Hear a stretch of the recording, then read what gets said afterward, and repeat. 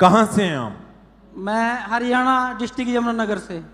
20 साल पहले अचानक से एकदम से आप कुछ भी करते थे तो डर जाते थे, क्या हुआ था, क्या गवाही आप खुल के बताएं।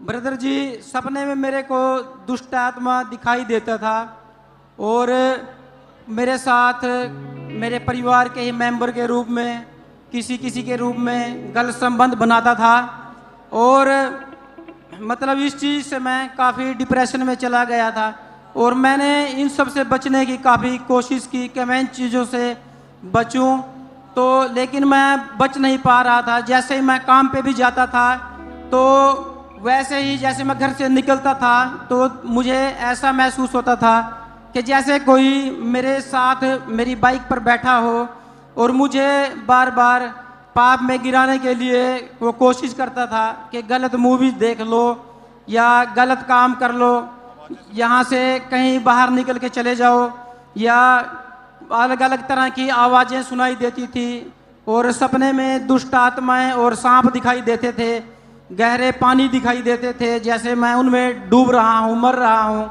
लेकिन मैं इन चीज़ों से छूट नहीं पा रहा था। इसी कारण मैं नशे में भी चला गया और जो मेरी मैरिड लाइफ थी वो भी बहुत ज़्यादा डिस्टर्ब हो गई थी, जिसके कारण मेरी पत्नी और मेरे बीच में परिवार में बहुत ज़्यादा झगड़ा क्लेश रहता था, लेकिन मैं इन सब चीज़ों से निकल नहीं पा रहा था। तो मुझे जैसे ही कुछ दिन बीतने पर मेरी वाइफ जो है वो यूट्यूब के जरिए अंकुर मिनिस्ट्री की मीटिंग्स को देखती थी और जैसे ही वो मीटिंग्स को देखती तो मुझे बहुत गुस्सा आता था कि आप आधी आधी रात तक क्या देखते रहते हो फ़ोन में, ये ऐसे ऐसे। तो काफ़ी दिन चलता रहा। एक दिन मैंने भी अपोस्टल जी के प्रचार को सुना तो मेरी मतलब मुझे शरीर में ठंडक महसूस हुई और मैंने सोचा कि शायद मुझे छुटकारा यहीं से मिल सकता है और मेरा विश्वास बढ़ता गया, मैं प्रचार को सुनता गया।